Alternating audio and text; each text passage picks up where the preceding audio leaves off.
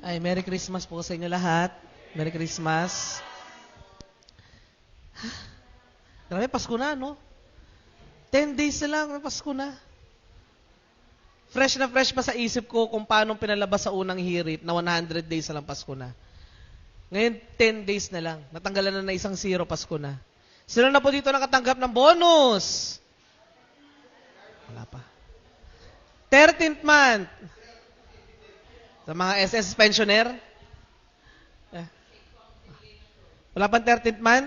Huwag po kayo mag-alala, pare-parehas po tayo. Sino dito ang nakatanggap na ng regalo? Wala pa. Nagkaroon ng bagong love life ngayong Pasko. Wala rin. Pare-parehas ng SMP daw. Mahang, mainit ang Pasko. Ayan. Sino dito ang nakatanggap na ng mga... Ay, wala pa kasi mga ngaroling, no? Bukas pa lang or sa Tuesday. Oh. May nangaroling na kagabi. Grabe naman. Ayan. Sino dito ang nakaredy na para sa Christmas party next week? Hindi po ngayon ng Christmas party. Baka akala nyo ngayon ng Christmas party. Kung may dala po kayong regalo, ibigay nyo na lang po sa joke lang.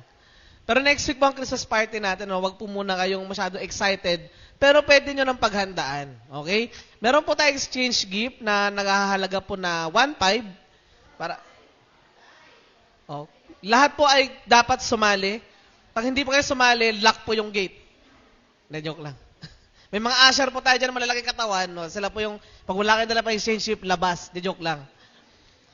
Meron po tayo, yung sa announcement na lang pala, no? Para lang alam nyo rin. Ayan. Amen? So tayo po ngayon ay nasa isang panibagong serye. Special theme for Christmas. Ganito naman po sa church Pag Pasko, ang tema, tungkol din sa Pasko. Amen? Pero very unusual mga kapatid. Kasi pag sa ibang sa ibang mga iglesia, no, pag December talaga, yung Christmas theme nila is literally Christmas theme. Yung kinikwento yung about the nativity story or paano nagkaroon ng paano yung conception ni Mary kay Jesus Christ, kinikwento lahat yan pag every Sunday hanggang sa magbagong taon.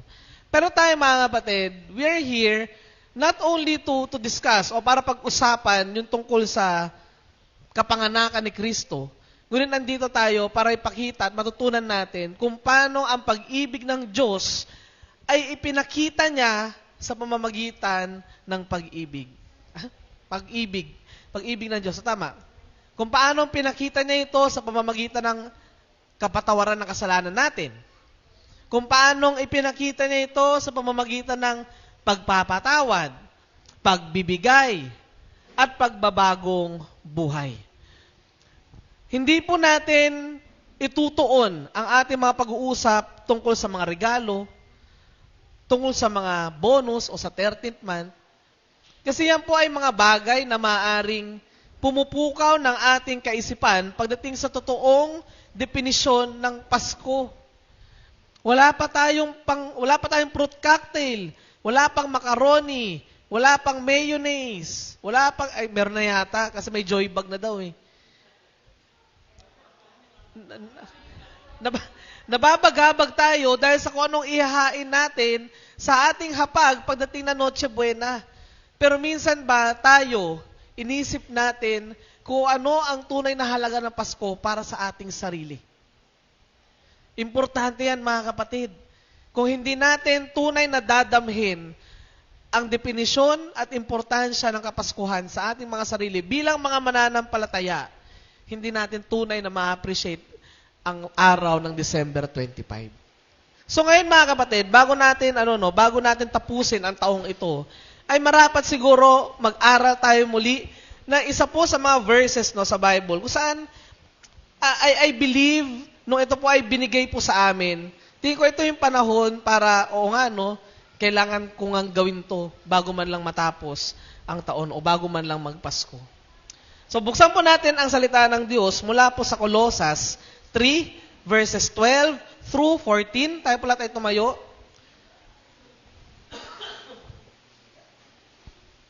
Ayan. At basahin po natin ang salita po ng ating Panginoon mula po sa Colossus.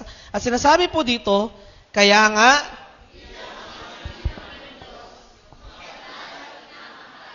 magsuot kayo ng pusong maawain ng kabutihan, pagkapangumbabaan, ng pag-iisip, ng kaamuan at pagtatyaga. Magbatahan kayo sa isa't isa at magpatawaran kayo sa isa't isa kapag ang sino man ay may hinaing sa kanino man. Kung paanong pinatawad kayo ni Kristo, ay gayon din kayo magpatawad. Higit sa lahat ng mga bagay na ito, magbihis kayo ng pag-ibig na siyang tali ng kasakdalan. Tayo pala tayo manalangin. Amang banal na mga pangyarihan sa lahat, marami pong salamat, Panginoon, sa umagang ito. Salamat po, Panginoon, dahil alam po namin ang mga salitang ito ay itinalaga mo sa araw po, Panginoon, kung saan marapat po na kami ay matuto. Bigyan niyo po kami, Panginoon, ng kapakumbabaan, ng puso, Panginoon, na sumusunod po sa inyo. At tunay na malalim na kaunawaan, O Diyos, ang sa gayon sa amin pong pag-aaral at pakikinig, ay tunay na mabuhay po sa aming puso ang mga salitang ito, na siyang mga gamit po namin, Panginoon, at may sasapamuhay bilang isang Kristiyano. Salamat po, Panginoon. Ito po ang aming samot panalangin sa pangalan ni Jesus. Amen. Palakpakan po natin ating Panginoon. Kalabitin mo yung katabi mo, kaliwat kanan. Tanungin mo, ready ka na ba? Dapat sumagot kayo. Sumagot kayo. Yeah, ready na. Ready. Sa Christmas party. Joke lang. Ang title po ng ating pag-ibig, ng ating preaching today is Love That Forgives. A love that forgives. I really believe, dun po sa mga binasa nating talata kanina, alam nyo na ang pag-uusapan natin today. Hindi po sinabi dito ang pagbibigay. Hindi rin po sinabi dito ang magtulungan. Hindi rin po sinabi dito ang magbatian. Kundi ang sinabi dito ay magpatawad. Hi, Lord. Matatapos na naman ang taon. Ito na naman po kami sa topic na to. Ito po mga binasa natin kaninang from Colossians. I think nung last ako nagsalita last month, Colossians din po yung ginamit ko. At sinabi ko na po sa inyo na ang Colossus po, mga kapatid, ay isa sa mga bayan o bansa na hindi po talaga napuntahan ni Apostol Pablo. Pero blessed na blessed siya. Blessed na blessed siya sa mga ito, kaya sinulatan niya. At dahil may naririnig din siya ng mga bali-balita na marami pong maling katuruan sa lugar ng Colossae. So nagsulat po siya, sabi niya, sapat na si Kristo o si Jesus ang ulo ng iglesia. Sapat na ng kanyang kapangyarihan ang ating tinataglay. Hindi na ang filosofiya, hindi na yung iba't ibang ideolohiyang Romano o yung Griego. Sapat na si Jesus na lang. At ito po mga bagay na pinakita dito, mga kapatid, ay bahagi po ng pagtuturo ni Apostol Pablo para sa tamang pamumuhay ng mga mananampalataya. So ito na yun. Ito na yung mga last part. Kasi in chapter 4, makikita nyo na po doon yung why, submit to blah, blah, blah. So dito pa lang pinakita na sa kabuuan ng katawan ni Kristo, ganito dapat ang turingan nyo sa isa't isa. Amen? At binigyan din niya rin, mga kapatid, higit pa man dun sa pamumuhay na dapat tinataglay ng isang mananampalataya, binigyan din po ni Pablo ang usapin tungkol sa pag-ibig at pagpapatawad. Diba, kita nyo naman dun, di ba? Grabe yung kanyang encouragement. Bakit? Bakit niya sinabi ng Apostol Pablo na, bakit niya binigyang diin ang pag-ibig at pagpapatawad? Tingin nyo. Dahil po, mga kapatid, iba't iba po tayong tao. Ang pagkakaisa po ay hindi automatic na talagang magra-rise up sa atin kasi iba-iba tayong tao. Diba? Cell group lang, hindi na tayo nagkakaisa-isa sa schedule. Diba? Kung tayo ay totoong merong natural na pagkakaisa, dun pa lang sa schedule, okay na tayo. Or pag sinabi natin, workers, 8:30, dito na kayo. Darating tayo, 8:45, 8:50. Walang pagkakaisa. Ba't kayo tumitingin sa akin? Na parang kayo sa lompas naman eh. Kaya nga hindi ako nagsasabi ng pangalan. Kaya sinasabi kong tayo, kasi kasama po ako dun. Hindi po napapamalas ang pagkakaisa. Hindi natural ang pagkakaisa. Most especially sa panahon nila, kung saan napakaraming impluwensya ang lumalaganap sa panahon nila, kailangan nyong magkaisa. Magbatahan, magpasensyahan, magpatawaran. At kung ang pag-ibig po mga kapatid ay natural sa atin, ganun din po lalabas ang pagkakaisa. Ganun din lalabas ang pagpapasensya. Ganun din ang pagpapatawad. Kasi Apostol Pablo mga kapatid, katulad po ng pinag-usapan natin last month, tungkol po doon sa atin pong pagsuserve sa Lord, ang mga taga-Colossus po ay nahaharap muli sa isang katuruan at kasanayan na minabuti na Apostol Pablo. Diba? Kasi nagkakagulo sila eh. Kumbaga, maraming naririnig dito sa kabila, marami dito sa kanan, marami sa likod sa harap, mga katuruan. Minabuti po na Apostol Pablo na magpahayag ng panuntunan sa pamumuhay bilang Kristiyano, pero hindi niya inuna sa pamamagitan ng mga rules and regulation. Amazing, no? Pag binasa niyo po yung verse 12, pakita niyo yung verse 12. Ba? Kung tayo bilang, di ba kunwari, meron tayong pagkakagulo, hindi pagkakaisa. Ang gagawin natin, magkaisa tayo, dapat nakakaisa tayo, dapat meron tayong unity. Pero hindi doon inumpisa na Apostol Pablo. Sinabi niya dito, kaya nga, bilang mga hinirang, mga banal at minamahal. Inumpisahan ni Apostol Pablo ang encouragement niya sa pagpapakita kung ano ang tunay nating pagkakakilanlan sa harap ng Lord. Para ipaalala sa atin, katok-katok, mga Kristiyano tayo ha, dapat hindi tayo nagkakagulo. Galing, no? Kasi minsan may tendency tayong mga tao na, bawal yan, hindi mo dapat gawin yan, ganito, ganyan. Pero hindi. Si Apostol Pablo, inumpisahan niya sa, mga minamahal, mga hinirang, mga banal. Para muli ay ibalik tayo sa ating totoong katatayuan. Oo nga pala. Ito nga pala ang katatayuan ko. Ngayon, meron tayong 3 bagay na subukan nating himay-himayin. Sabi na pag 3 points daw, baptist daw yun. So tingnan natin ang 3 bagay, tingnan natin kung paano nga ba inilathala at ipinahayag ng Apostol Pablo yung love na nagpapatawad sa ating mga kapatid. Ako pala mauna. Kaya po ang pag-ibig ay nagpapatawad dahil unang inibig tayo, kaya tayo nagpapatawad. Unang inibig, kaya nagpapatawad. In verse 12, sinabi po doon, kaya nga, bilang mga hinirang ng Diyos, mga banal at minamahal, yun yung sinasabi natin dito. Una tayong inibig, una tayong pinili, una tayong hinugot mula sa kadiliman. Kaya tayo nagpapatawad. So mapapansin natin mga kapatid na sa pahayag po ni Pablo, na una niyang banggitin ang pagkakakilanlan ng mga Kristiyano bago niya po ilahad kung ano ang mga dapat na ginagawa natin. Diba? Sino dito po ang sa katatayuan nila bilang Kristiyano ay naniniwalang siya po ay hinirang ng Lord? Diba? Sino dito ang naniniwala na siya po ay banal? Mahirap sagutin yung banal, ano? Paano naman po yung minamahal?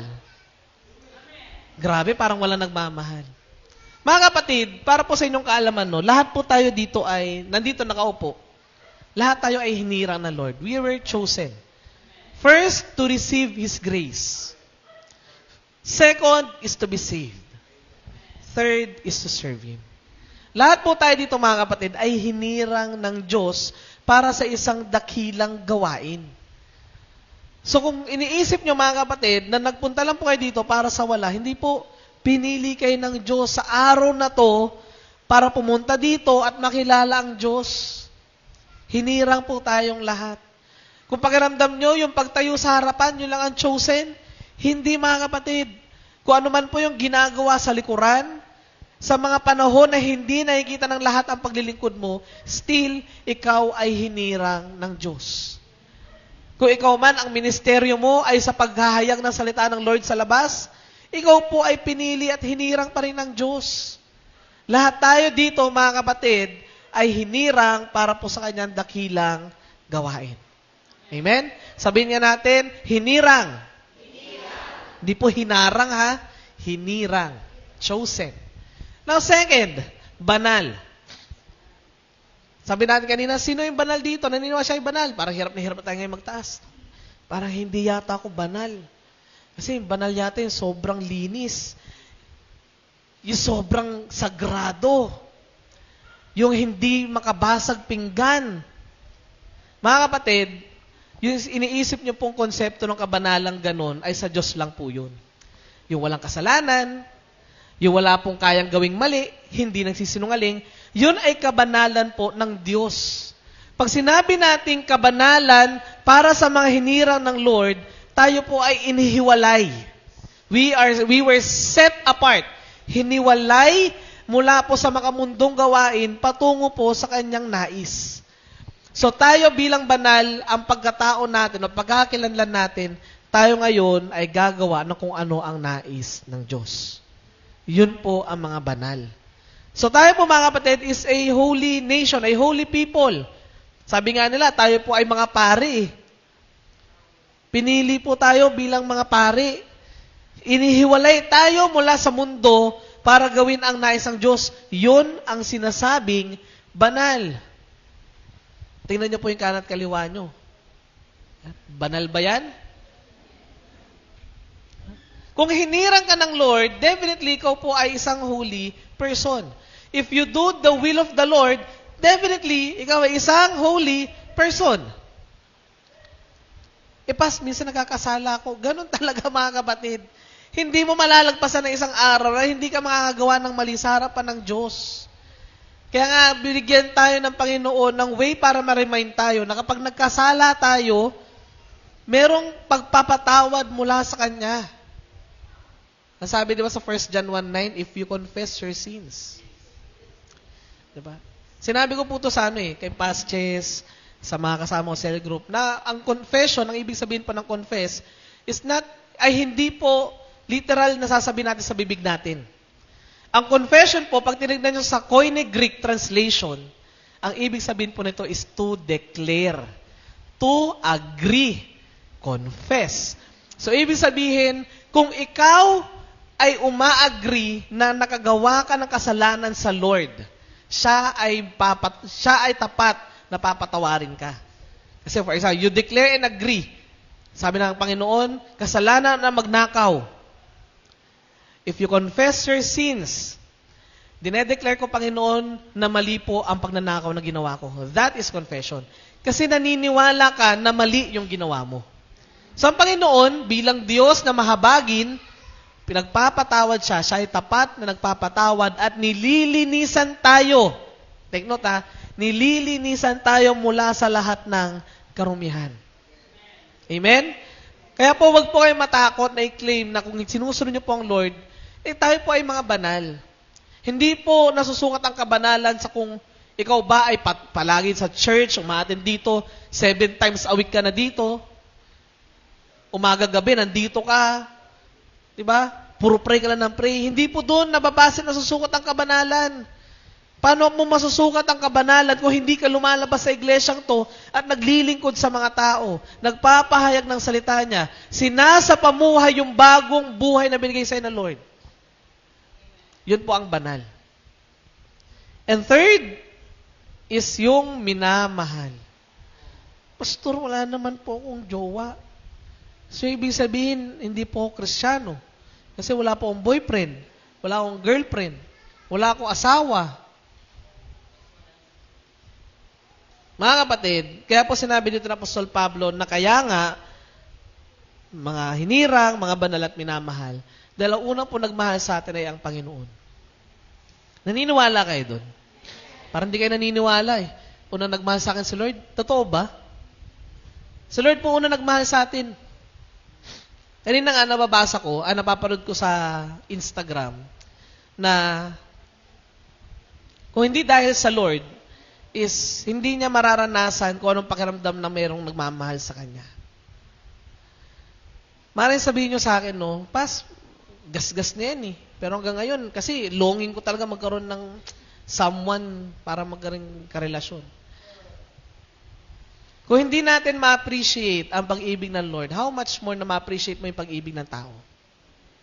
Ang pinakadakilang pag-ibig, mga kapatid, is yun yung nagmula sa Lord. Wala ibang pag-ibig na magpaparamdam sa'yo ng ganong klase, kundi pag-ibig lang ng ating Diyos. kahit gaano ka pa kamahal ng iyong significant other, kahit gaano ka pa kamahal ng partner mo, wala makakapagmahal sa iyong labis na kung paano pinakita ito ng Diyos sa atin. Ano sinabi sa atin last week? Ganito pinakita ng Diyos ang pag-ibig niya. Nung tayo ay makasalanan, namatay ang Diyos, ang ating Panginoong Hesus para sa ating mga kasalanan. Unless kaya mong mamatay. Take note para sa kasalanan ng iba. Hindi natin sinasabi dito, mamatay ka para sa mahal mo. Hindi yun. Yung mamatay ka para sa kasalanan niya. Kaya mo ba? Baka magsumbungan lang ng pulis, magpulasan tayo dito eh. Yun po ang tunay na pag-ibig at pinakita yun ng Diyos sa atin. Pinakita ng Panginoon kung paano naaalala niya yung pangako niya para sa bawat isa sa atin. Ganon tayo minahal ng ating Panginoon. So kailangan mga kapatid, kung nais natin, nabibito yung hinga ko eh, parang tumitibok ng irregular yung puso ko. Na kung gusto natin talagang isa pamuhay, na meron tayong pag-ibig na nagpapatawad, dapat una nating isa pamuhay at ilagay sa ating puso't isipan na tayo ay hinirang, tayo ay banal, at tayo ay minamahal. Dati hindi ko naintindihan. Pag sinasabi na dati sa Jesus Miracle Crusade ng mga minamahal, biblical pala yun, no? Jesus Miracle. Kasi lagi ko sila napapanood sa IBC 13. So, mga minamahal. So, totoo pala. No? Dapat tayo, bukod sa minahal tayo ng Lord, is minamahal din natin ang ating mga kasama. Kaya po ito, mga kapatid, ay pinakita ng Apostol Pablo sa atin upang ipakita na pagpapatawad po, hindi po yan ipinipilit.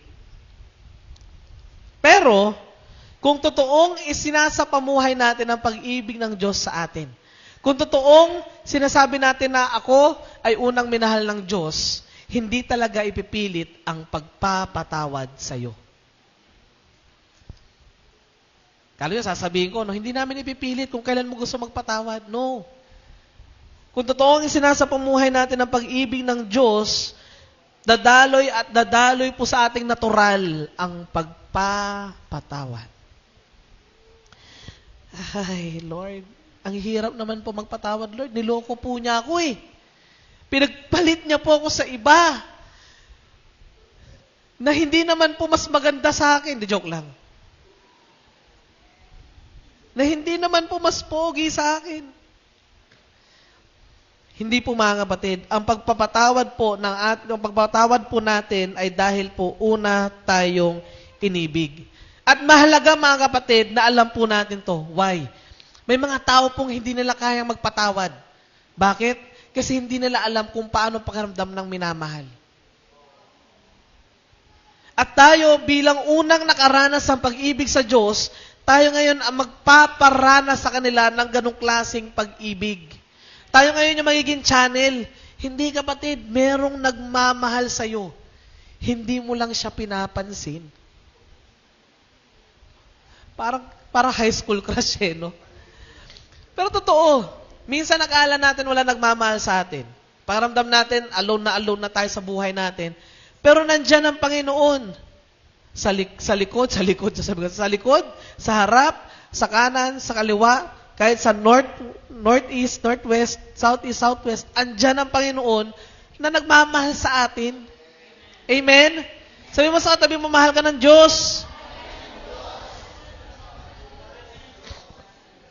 So, importante mga kapatid, doon tayo muna. Tayuan muna natin yung ating pagkakakilanlan. Tayo ay hinirang, tayo ay banal, tayo ay minamahal ng Diyos. Lahat ng mga yan mga kapatid, gusto ko lang po sabihin sa inyo, hindi po yan bunga ng mga gawa natin. Ang dahilan po kung bakit tayo pinili ay dahil po sa biyaya ng Panginoon. Kung bakit tayo nakakapamuhay ng banal, dahil pa rin sa biyaya ng Panginoon. At kung bakit niya tayo minamahal, kahit hindi po tayo kay ibig-ibig, ay dahil pa rin sa biyaya ng Panginoon. Kaya wala tayong pagmamalaki. Huwag tayo pupunta sa labas, sabihin mo, hinirang ako ng Lord. Kasi magaling akong maggitara. Kasi magaling akong magsalita sa harap. Kasi kaya kong pagkaisahin yung mga tao. Gano'n ako kagaling.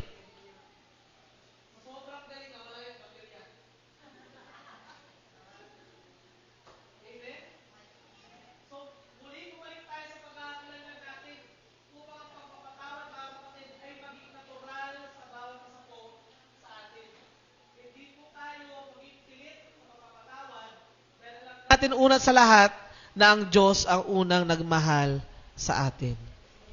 Kung hindi natin isasapamoy ang pag-ibig ng Lord, ang pagpapatawad ay magiging mabigat sa bawat isa. Magiging sama pa ng loob mo yan. Ba't ko siya patatawarin? Sige na, patawarin mo na. Sige na nga. Pinapatawad na kita. Pero yung mata mo gano'n, no? Pinapatawad na kita. Tayo tayo si forgive but no forget. Ba yung phrase ko? Kasi dapat tayo is forgive and forget. Pero dahil pilit, dahil hindi natin isinasapamuhay ang pag-ibig ng Diyos, tayo si forgive but never forget. Kung lagi po natin isasaalang-alang na ito po ang pagkakilala natin, nagiging at magiging posible ang pagpapatawad para po sa isa't isa. Amen? Palakpakan natin ang Lord.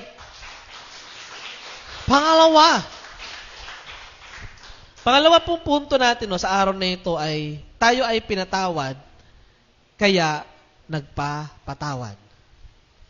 Kanina sinabi natin doon, tayo ay hinirang, banal, minahal. Ngunit tayo this time around, kaya tayo magpapatawad dahil tayo ay unang pinatawad. Yan po ba, Pastor, yung pag nangangaroling kami, tapos patawad po? Sila yung unang pinatawad. Sino kayo yung mga nangangaroling kagabi, no? Sila po yung unang pinatawad ngayong Christmas season. Kahit mahirap po magpatawad, mga kapatid, tayo ay magpatawad dahil tayo ang unang nakatanggap ng pagpapatawad kahit hindi tayo karapat-dapat. Basahin po natin yung verse 13. Tingnan po natin ang sinasabi po ng salita ng Lord. Magbatahan kayo sa isa't isa at magpatawaran kayo sa isa't isa kapag ang sino man ay may hinaing sa kanino man. So yung magbatahan, mga kapatid, ang ibig sabihin po niyan ay magtiisan. Sa iba't iba po kasing lengguwahe. Actually, kahapon, tinitingnan ko yung iba't ibang Tagalog version. So, ang nakalagay doon is magbatahan, magpasensyahan, magtiisan. So magtiisan.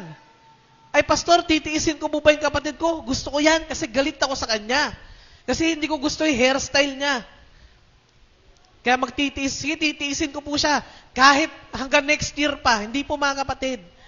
Ang tiisan po na sinasabi dito is endure patiently. Hindi po natin dapat tinitiis ang isa't isa kung may pagkakasala.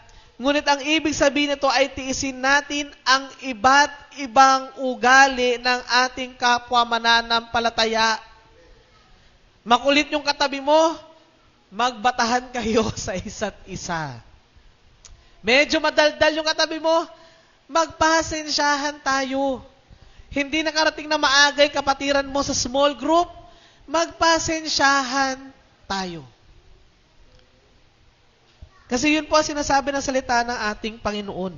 Magbatahan kayo sa isa't isa o magtiisan, magpasensya. Kasi iba-iba po ang ating upbringing sa buhay. Sa iba't ibang pamilya po tayo lumaki. Iba't ibang impluwensya ang ginagawa natin sa araw-araw. Paano mo i-expect na pare-parehas tayo ng kaisipan, ng attitude, na pagdidil sa kung ano yung nangyayari sa buhay natin? Hindi po ganun. Kaya sinabi nito na Apostol Pablo, magtiisan tayo. Kung may isang bagay kang hindi magustuhan sa kapwa mo mananampalataya, pwede mo naman sabihin in a gentle way. Pero pagpasensyahan mo din. Kasi hindi naman po tayo katulad ng katabi natin, makulit, tapos wala po tayong flaws sa ating sarili. Malabo yun. Maaring hindi lang nakikita ng katabi mo kung ano yung totoong flaws mo sa iyong sarili. Huwag po natin sabihin na mas okay tayo sa katabi natin kasi ito makulit ako kasi behave ako. Hindi po. Magtiisan tayo, magpasensyahan tayo. Kung nahuli sa small group once, small group talaga yun, no? Kung nahuli sa small group once or hindi naka-attend once yung iyong katabi o yung kasama mo small group, pasensya na, humingi sa'yo pasensya, okay lang. Sige, next time, gawin natin mas maaga. Nahuli tayong dumating sa call time ng workers, sorry po pas, sorry po sister na medyo nahuli ako. Magtiisan tayo. At muli i-remind sila, ganito gagawin natin. Hindi tayo nakakatin ng Wednesday prayer meeting o prayer circle. Pasensya na po, pas, di ako makakatin. Sige, okay lang. Next time, umatin tayo.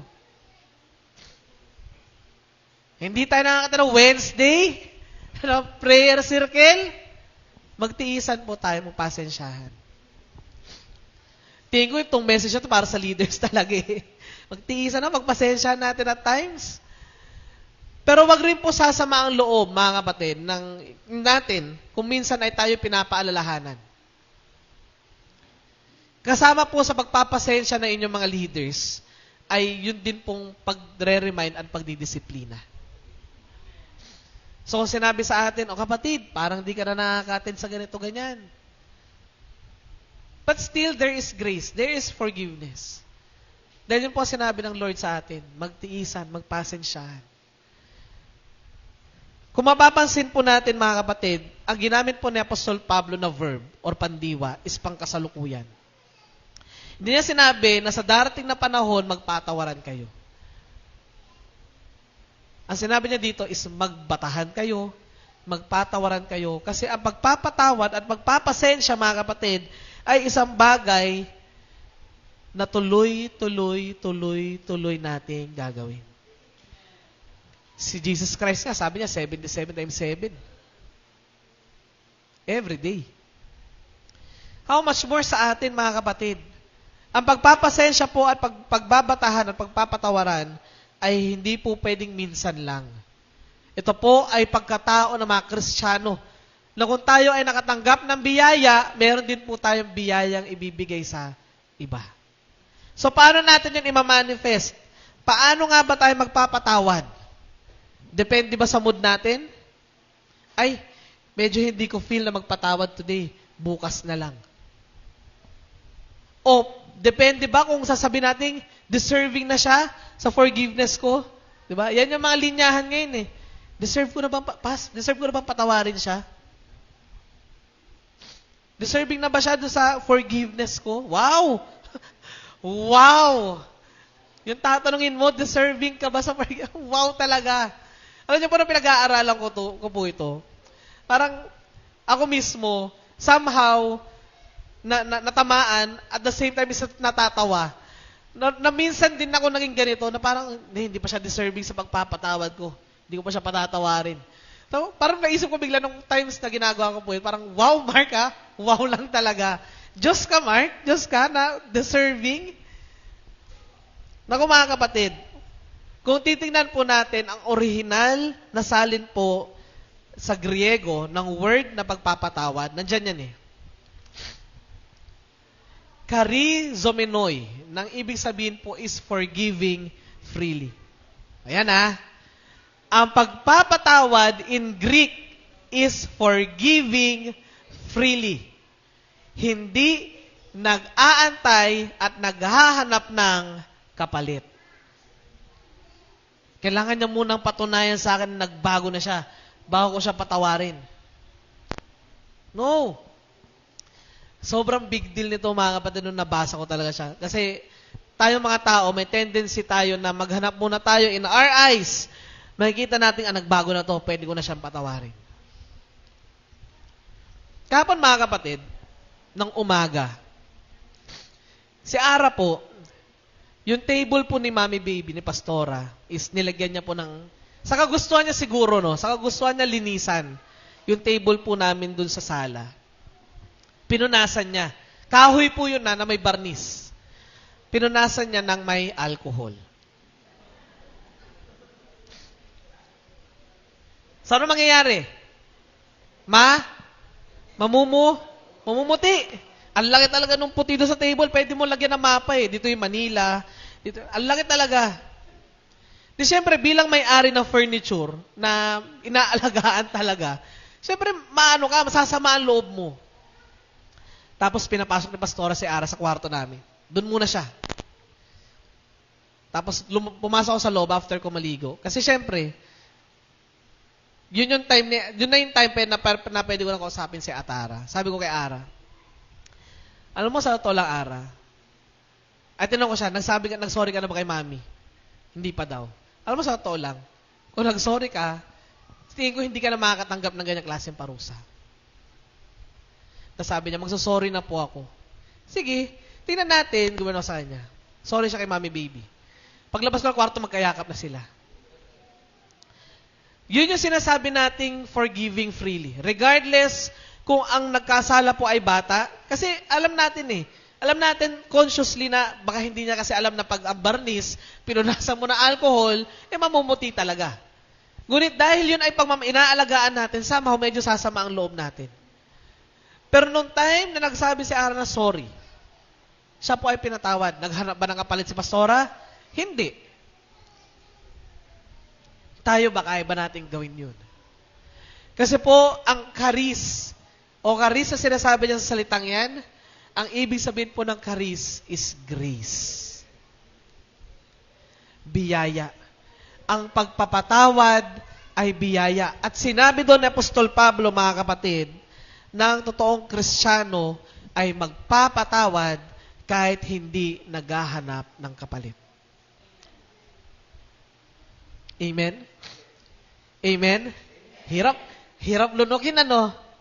Siguro ngayon pala may naiisip na kayo na may nakaalitan kayo. Paano ko siya patatawarin? Hindi naman siya nagbabago. Paano ko siya patatawarin? Hindi ko naman nakikitang binibigyan niya ako ng importansya. Nambababae pa rin. Nanlalalaki pa rin. Nagsusugal pa rin. Pinagtataasan pa rin ako ng boses. Paano ko siya patatawarin? Pero ang totoong mananampalataya, mga kapatid, ay magpapatawad at magpapakumbaba. Dahil tayo po, mga kapatid, ay nakatanggap ng charis dahil hindi po tayo karapat-dapat. Amen? So, tingnan natin ang ating mga sarili, mga kapatid. Baka masyado tayo nagmamataas. Baka masyado tayong mayabang sa mga prinsipyo natin na nalilimutan natin na magpatawad. Kausap namin yung mga kasama namin sa small group. Sabi namin ni Pasches, magpatawad tayo. Why? Kasi ang pagpapatawad is Christ-likeness. Pinakita ni Kristo ang pagpapatawad. At kung totoong tayo ay followers of Christ, we will do the same thing. Magpatawad po tayo, mga kapatid, dahil tayo ang unang pinatawad ng Diyos. Amen? Tingnan mo ulit yung kanan at kaliwa mo. Oh, diba? Patatawarin mo ba yan? Oo na! Sige na! Third and last, nagmamahalan kaya nagkakaisa. Wow, pang Valentine's ba to? Ayon po sa mga talata, mga kapatid, in verse 14. Basahin natin verse 14. Higit sa lahat, ng mga bagay na ito, magbihis kayo ng pag-ibig na siyang tali ng kasakdalan. Wow! So tayo, mga kapatid, ay hinihikayat na sa lahat ng mga bagay na ito na pinag-usapan natin, yung pagiging hinirang, pagiging banal, pagiging minamahal, kung paanong tayo dapat ay magpatawad. Lahat po ng pinag-uusapan naman natin, kapatid, ay tutungo sa usapin ng pag-ibig. Sinabi po niya dito na ang pag-ibig po ang big kiss. Alam niyo yung big kiss? Hindi po yung sa bata. Binigkisan eh. Alam niyo po yung sa walis ting-ting. Yung nakapalibot. Big kiss po ang tawag doon. Malalim na Tagalog lamang po ng mga kapatid. Ngunit sa atin, mga kapatid, bilang mga Kristiyano, ang pag-ibig po ang big kiss ng lahat ng bagay. Sinabi naman din po yan eh, na yung pananampalataya, pag-asa at pag-ibig. Pag-ibig ang pinaka-importante sa lahat. Kaya maging sa pagpapatawad at pagpapasensyahan Nagbabara na naman po ilong ko, pasensya na kayo para magiging ngongo na naman. In Jesus' name. Kung wala pong pag-ibig, ang pipiliin lang natin is yung ating mga sarili. Gusto nyo ba yun? Walang magre-regalo sa inyo sa Pasko kasi pipiliin nyo lang sarili nyo. Merry Christmas, Mark! Niregalo ko yung sarili ko. Hindi ako tatanggap ng mga regalo mula sa inyo kasi pakaramdam ko, walang kwenta yung regalo nyo. Ay, hindi po Example lang yun. Huwag nyo baka hindi nyo po bigyan ng regalo. Tingnan natin, ano ba ang epekto pag walang pag-ibig? Kung walang pag-ibig, mga kapatid, pipiliin lang natin kung kanino lang tayo magiging mabuti. Diba? Ito, parang deserving to ng kaawaan ko, bibigyan ko to ng kabutihan. Kung tayo ay walang pag-ibig, magiging hambog tayo. Kung tayo ay walang pag-ibig, mga kapatid, hindi tayo magpapatawad. Ngunit, kung meron tayong pag-ibig, mga kapatid, na siyang bigkis natin bilang isang iglesia, ang mga relasyon dito, titibay yan. Magkakaroon tayo ng tunay na pagkakaisa at ang iglesyang to, itong Living into Light Ministry, magiging reflection po ito ng mukha ni Kristo dito po sa ating lugar. Kasi lumalagan na po ang pag-ibig. Kaya importante dito mga kapatid, sa totoo lang, kaya po natin binubuo itong mga small group natin, is para ma-promote natin yung pagmamahalan sa isa't isa. Ang hirap naman nun mga kapatid, tinawag natin yung mga sarili nating kapatiran, pero hindi natin mahal yung kapatiran natin. Binabaliwala natin, saka na lang yan, pag may oras na ako. Saka na lang ako dadalo sa mga gawain pag sobrang luwag na ng aking mga schedule. Pag sobrang pinagpapala na ako, puno na ng pera yung bulsa ko. Pag maayos na kami sa pamilya. Pag hindi na kami nag-aaway ng mga kapatid ko. Pag wala na kaming lupang pinag-aagawan. Doon lang ba? Doon lang ba tayo magkakaisa sa mga panahon na okay na ang lahat? Hindi po mga kapatid.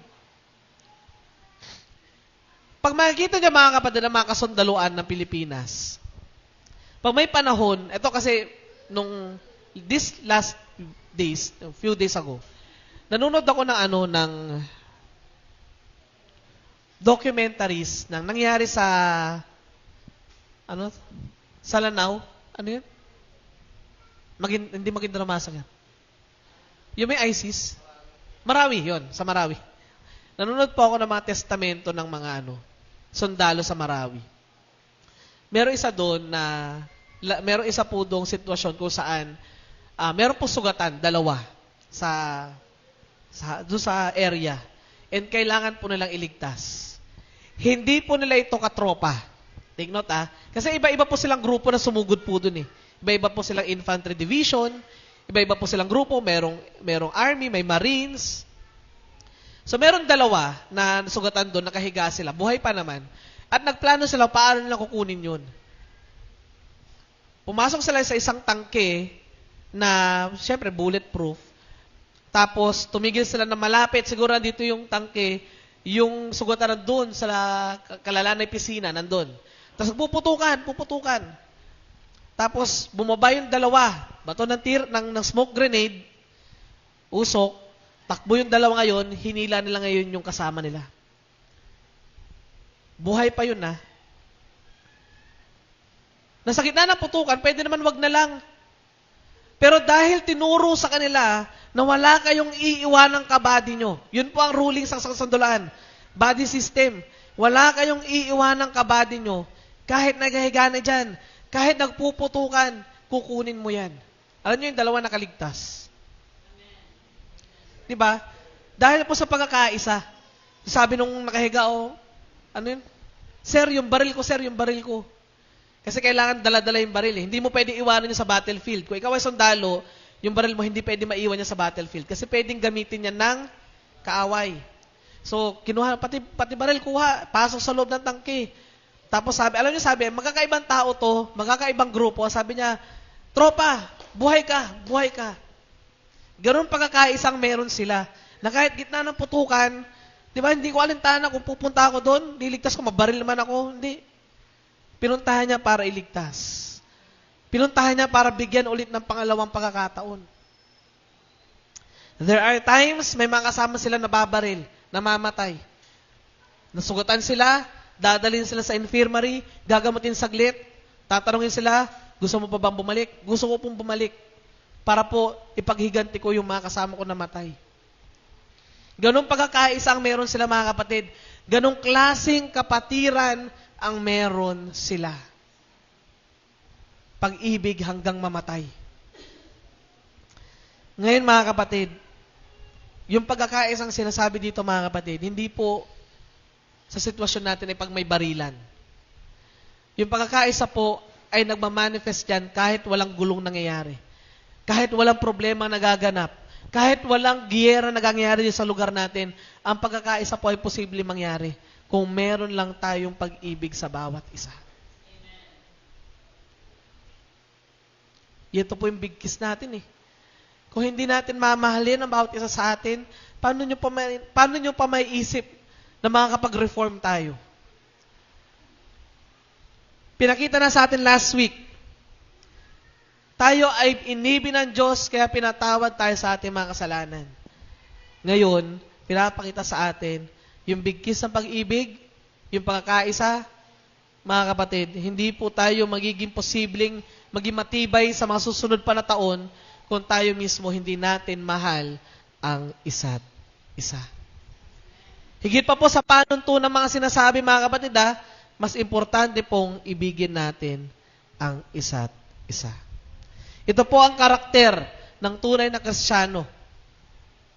Nagmamahal, nagpapasensyahan, nagpapatawad.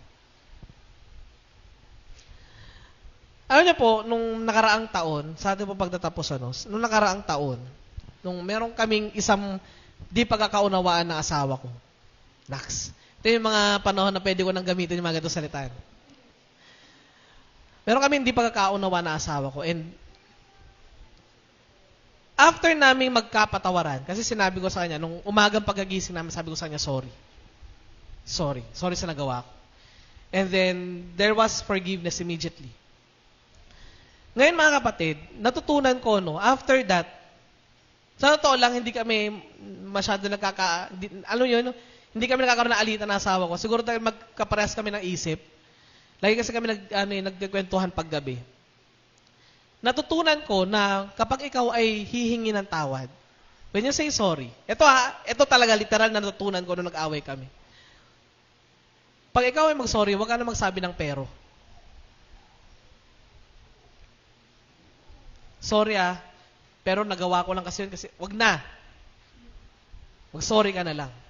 Sorry nagawa ko mali talaga. Bawi ako next time. Kasi kung ikaw ay magsasorry, listen to this. Kung ikaw ay magsasorry, pero i-justify mo lang din, at alam mong mali, pero i-justify mo lang din, wag na. Mag-reflect ka na lang ulit sa sarili mo. Kaya when you say sorry, mga kapatid, and sincerely gusto mo ng kapatawaran, mag-sorry ka na lang. Wag mo nang i-justify. Wag mo nang ipero. O kasi ganito late ka kasi, kaya nagalit ako. Kaya nasaktan kita. Hindi mo kasi binibigyan atensyon, kaya pinagpalit kita sa iba. Hindi. Mag-sorry ka na lang. Patawarin ka ng tao o hindi. Hindi na natin hawak yun Importante, humingi tayo ng tawad dahil alam nating mali ang ginagawa natin. Sabi sa Lucas 23 verse 34, perfect example of forgiveness. At sinabi ni Jesus, Ama, patawarin mo sila sapagkat hindi nila alam ang kanilang ginagawa. Ngayon ang tanong mga kapatid, bakit ako magpapatawad? Dahil sobrang inibig tayo ng Diyos para hindi tayo magpatawad. Sobrang inibig tayo ng Diyos na namatay ang Panginoong Jesus para sa ating mga kasalanan. Paano ako magpapatawad? Kung paanong pinatawad tayo ng Panginoong Jesus, ganon din tayo magpatawaran sa isa't isa. Kailan ako magpapatawad?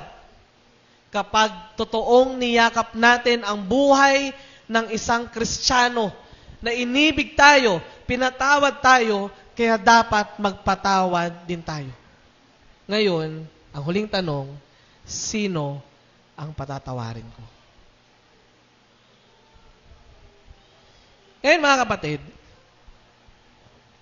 kung tanong nyo sa akin, sino po ang patatawarin nyo? Siguro po, hindi po ako ang dapat sumagot niyan. Sa oras na ito mga kapatid, I'll give you the floor kung sino at kung kanino nyo gustong humingi ng kapatawaran. Because this is a challenge for us that as we end this year, is matutunan nating humingi ng tawad. Take note ang mensahe pong ito ay hindi tayo patungo sa Diyos. Ang mensahe pong ito ay para sa mga kapatiran. Ngayon mga kapatid, ang hamon sa atin, sa ating iglesia, kung pamilya ka man, kung nakagawa ka, tingin mo ng mali sa kapwa mo, kanino ka dapat humingi ng tawad? Sige mga kapatid, nasa inyo po yan. You can go to someone you love na tingin mong daw nakapagpatawad noong nakaraan. Tingin ko ngayon, pwede ko nang patawarin to. Pwede ko nang hingin ng tawad to. Na walang pero-pero. Nang walang pagja-justify. I'm sorry. Naman mga kapatid, if it's that hard, I don't know. Pero kung totoong tayo ay Kristiyano, you go to your loved one, you go to your brethren right now, and say sorry. Sayang naman yung taon, di ba? Tatapusin nyo magkakagalit tayo, o meron tayong lihim na galit sa isa't isa. Wag naman. Sige, ano? Please. Go to someone. Praise. Praise. Praise.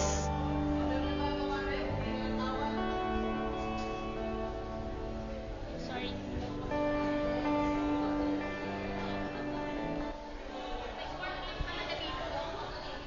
Praise. Praise. Huwag nyo pong gawing biro yung pagpapatawad. Hindi po Yes. naging biro ang pagpapatawad ng Diyos sa atin. Come on. Tayo'y isang katawan sa harapan ng may kapal. Come on. Hinubog ng kanyang palad upang maging kagalakan. Ay isang Diyos na may layunin at layutos na dapat sundin. Magmahal at magpatawaran. Bunga ng pag-ibig, Diyos ang pinagmulan.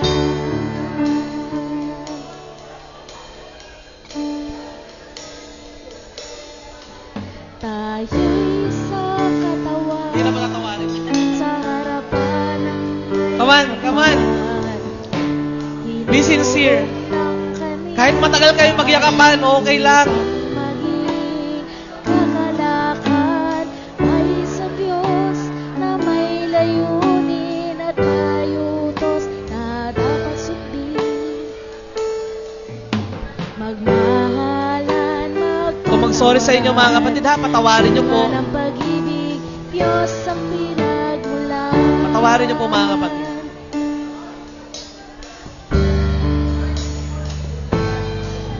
Tayo'y isang katawan sa harapan ng may kapal. Hinubog ng kanyang palad upang maging kagalakan. May isang Diyos na may layunin at layutos na dapat sundin.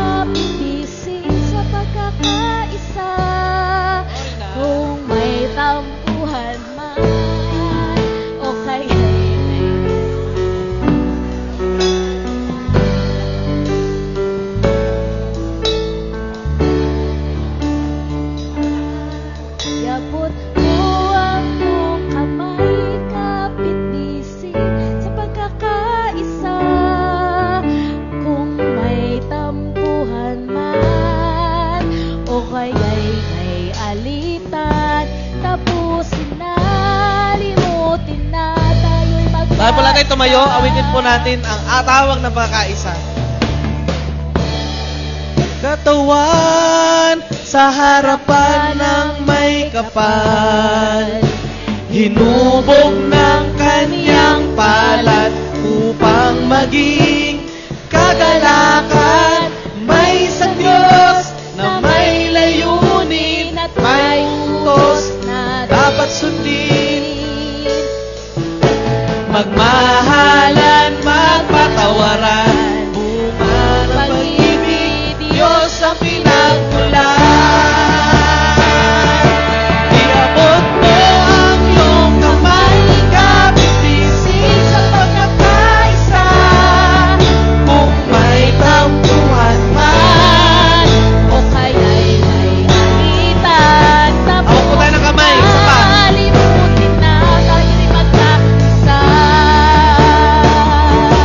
Iabot mo ang iyong kamay, kapipisin sa pagkakaisa. Kung may tampuhan man, o kaya'y may alitan, tapusin na, limutin na tayo'y magkaisa.